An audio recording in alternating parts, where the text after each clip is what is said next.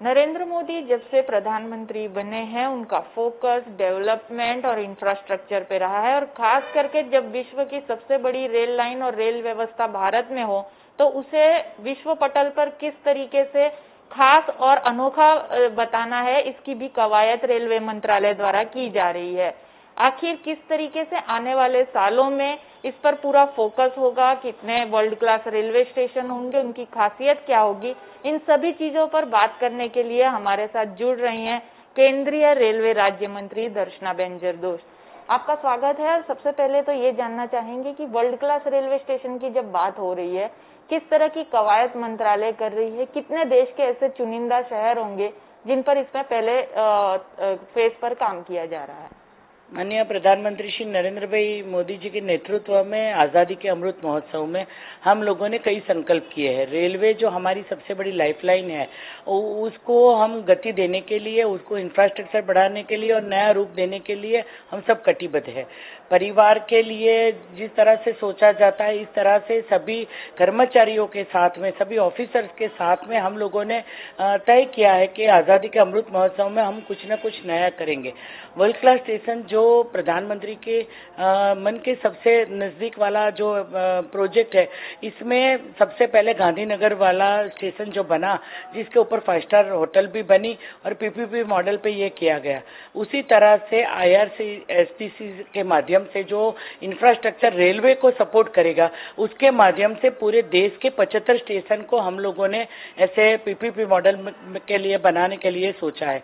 हर एक स्टेट से जहां बड़े स्टेशन होंगे, जहां पे आना जाना होगा, जहां रेलवे की बहुत सारी जगह होगी, वहां पीपीपी मॉडल पे इस तरह के स्टेशन डेवलपमेंट की बातें वो बोर्ड के माध्यम से की जाएगी। बिल्कुल 75 ऐसे स्टेशन होंगे जो वर्ल्ड क्लास होंगे, लेकिन ट्रेन को सुचारू करना और इन सब के साथ साथ मंत्रालय का फोकस इस समय इंफ्रास्ट्रक्चर पर भी है। किस तरह का इंफ्रास्ट्रक्चर देश को चाहिए, रेलवे विभाग को, और इसके लिए भविष्य में किस तरीके से काम किया जाएगा?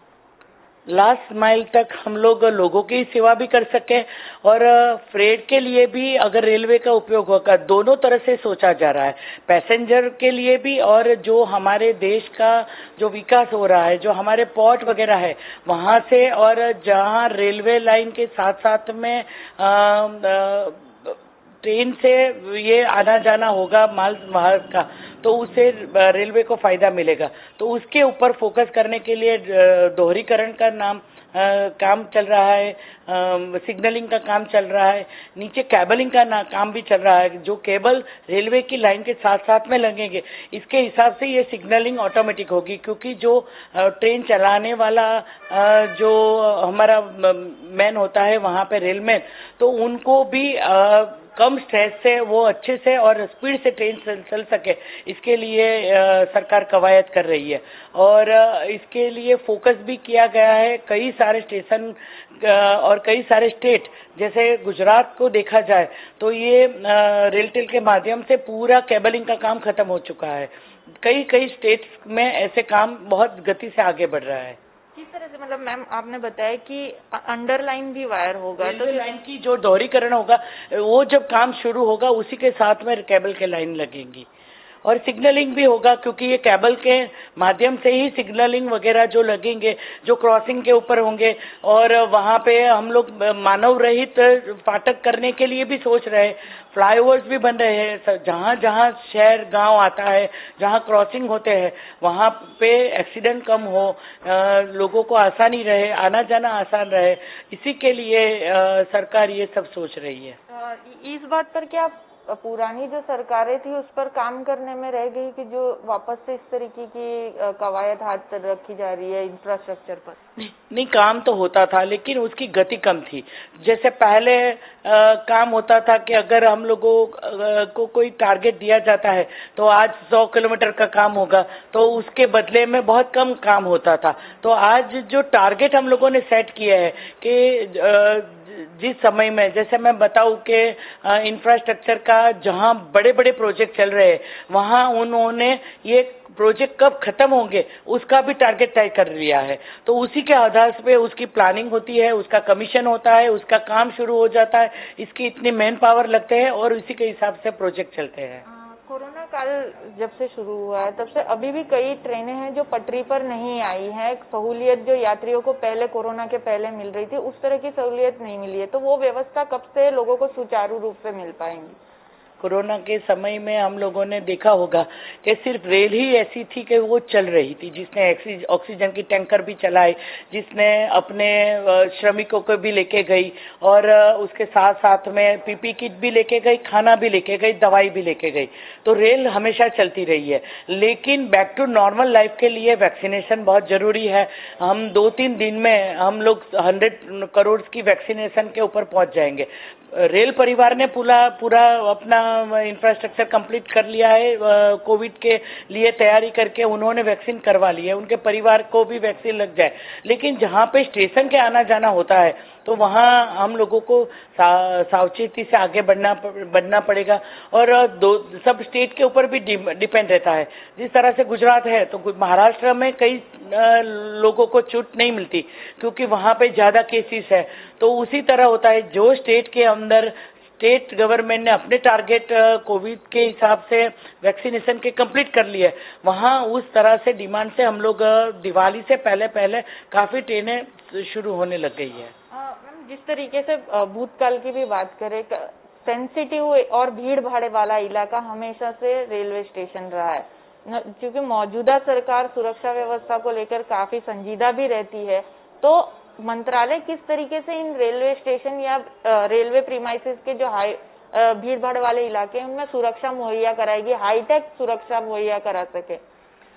सभी रेलवे स्टेशन के ऊपर आरपीएफ के जवानों द्वारा सीसीटीवी कैमरा से मॉनिटरिंग होती है। वहां पे भी स्टेशन के ऊपर भी वैक्सीनेशन सेंटर लगते हैं, जो आने जाने वाले लोग होते हैं वहां पे टेस्टिंग भी होती थी और कम से कम लोग ट्रेन को जहां पे कोई ट्रैवलिंग करता है तो उनको छोड़ने के लिए, आने के लिए जहां ज्यादा आना जाना होता है वहां प्लेटफॉर्म टिकट के दाम के हिसाब से ये कंट्रोलिंग चलती है कि वहां पे सुरक्षा के हिसाब से और भीड़ ना हो इसके हिसाब से कम लोगों को वहां जाने दिया जाता है। तो बुकिंग के साथ साथ में ट्रेन के सफर में आसानी रहे, स्वच्छता से समय पर ट्रेन चले, वो हमारा पहला टारगेट है। मैम, आपको पीएम मोदी ने बुलेट ट्रेन का भी कारभार देखा है, इंफ्रास्ट्रक्चर के लिए दे रखा है। 2 स्टेट के बीच बुलेट ट्रेन पीएम मोदी का एक ड्रीम प्रोजेक्ट है। गुजरात की तरफ तो ये काफी तेजी से काम हो रहा है, लेकिन महाराष्ट्र में अभी तक कह सकते हैं कि मामला उलझा हुआ है। किस तरीके से सुलझाया जाएगा, कब तक ये प्रोजेक्ट पूरा हो पाएगा? जब विकास की बात होती है तब सबको अच्छा लगता है, तो कोई भी स्टेट कैसे भी हो, लेकिन जैसे पर्यावरण के नाम पर वहाँ पे कुछ बातचीत चल रही थी गांव में जाके वहाँ पे, जैसे मेरे दूसरे एमओएस दानवे साहब है, उन्होंने महाराष्ट्र के अध्यक्ष और वहाँ के मंत्री होने के नाते बहुत सारे एफर्ट भी किए हैं, बातचीत भी की है। और जिस तरह से अहमदाबाद से उमरगांव तक के जो पिलर लगने हैं, जिसका काम चलना है, जो दिखना चाहिए इंफ्रास्ट्रक्चर, वो बुलेट ट्रेन का काम बहुत गति से चल रहा है। पर महाराष्ट्र सरकार क्यों नहीं? वो भी कर लेगी, धीरे धीरे आ जाएगी, उसके लिए भी बातचीत चल रही है, अपने ऑफिसर के लेवल पे वहाँ पे भी बातचीत हो रही है। टाइम पर ये प्रोजेक्ट पूरा हो जाएगा? हम लोगों ने सोचा है कि 2024 के पहले हम लोगों को जो अहमदाबाद से शुरू होने वाला जो गुजरात का हिस्सा है, इसमें हम लोग कुछ न कुछ इंफ्रास्ट्रक्चर तो खड़ा कर ही देंगे। मैम, जैसे कोरोना काल की बात करें, लगभग सारी चीजें ओपन हो चुकी हैं, सभी रोजिंदा कह सकते हैं चालू हो गया है। ट्रैफिक रेलवे में कितना बड़ा है? नहीं, ट्रैफिक डिमांड आती है, लोगों के पास आती है, मेंबर ऑफ पार्लियामेंट के तहत आती है, सरकार जो हमारे डीआरएम जीएम के पास भी कई सारी व्यवस्था के लिए कि ये ट्रेन पहले जैसे चलनी चाहिए। लेकिन सबसे ज्यादा हम लोग अभी फोकस कर रहे हैं मानवीय सुविधा के ऊपर, क्योंकि हमारी जान है तो जहान है के सूत्र को साकार करते हुए हम लोगों ने सोचा है कि वैक्सीन लगने होने के बाद ही ट्रैवलिंग हम नॉर्मल करेंगे। लेकिन फ्रेट के लिए बहुत सारे प्रयत्न हो रहे हैं। कृषि रेल चलाई जा रही है, टेक्सटाइल की सबसे पहली टेक्सटाइल के मटेरियल को लेके, साड़ियों को लेके यहाँ से सूरत से ट्रेन चली। इसी तरह से कोल लेके जा रही है, स्टील लेके जा रही है। जो पोर्ट से जो लोग वहाँ से कुछ मंगवाते हैं, बाहर से इंपोर्ट होता है, एक्सपोर्ट करते हैं, तो उसमें भी ट्रेन का ज़्यादा उपयोग हो जाए, तो उसके लिए सरकार बहुत कटिबद्ध है। बच्चों को वैक्सीन लग जाएगी, उसके बाद और ट्रैफिक बढ़ेगा, आप मानते हैं? सभी हम लोग जिस तरह से नॉर्मल होते हैं, क्योंकि बच्चे को हम लोगों को सबसे ज़्यादा संभालना भी है, और बच्चे के लिए भी शायद पहला ऐसा देश होगा कि इतने बड़े देश के इतने सारे बच्चों को वैक्सीन लगाने की कवायद शुरू हो चुकी है, उनकी ट्रायल शुरू हो चुकी है। तो मुझे लगता है कि जिस तरह से कोरोना के आंकड़े कम होते जाएंगे, हम लोग नॉर्मली ये ट्रेन चलाएंगे। मैम, जो हमारा नॉर्थ कह सकते हैं, नॉर्थ ईस्ट एरिया है भारत का, वहाँ पर नेटवर्क बढ़ाने के लिए किस तरीके से काम किया जा रहा है? 2 एरिया मैंने खुद देखे हैं जिसमें मैं गई थी। एक उत्तराखंड जो चारधाम की सर्किट चलने वाली है, वहाँ पे जो पहाड़ी इलाके के अंदर जिस तरह से रेल का काम चल रहा है, सच में वहाँ के इंजीनियर और वहाँ के हमारे जो कर्मचारी जो लोग हैं, वो बहुत डेडिकेशन से काम कर रहे हैं। उन्होंने ही ये तय किया है कि हम लोग ये टारगेट बहुत जल्द पूरा करेंगे। और ऐसा होता है कि उसका काम जब शुरू होता है, तो ऐसा नहीं होता कि टनल का काम शुरू हुआ, उसका काम शुरू हुआ, वो खत्म होगा, बाद में दूसरा होगा। एक साथ में 10 जगह पे कमीशन हो गया, तो यहाँ पे भी काम चल रहा है, यहाँ पे भी चल रहा है, आगे भी चल रहा है, तो एक साथ में करके फिर उनको जोड़ा जाएगा। सबसे लंबी जो टनल बनी है, वो भी मैं खुद देख के आई, लेटेस्ट टेक्नोलॉजी से, वहाँ के टेक्नीशियन के साथ में, जियोग्राफिकल साइंटिस्ट को साथ में लेके ये काम चल रहे हैं। और ऐसा ही जम्मू कश्मीर में भी ये से काम चल रहे हैं।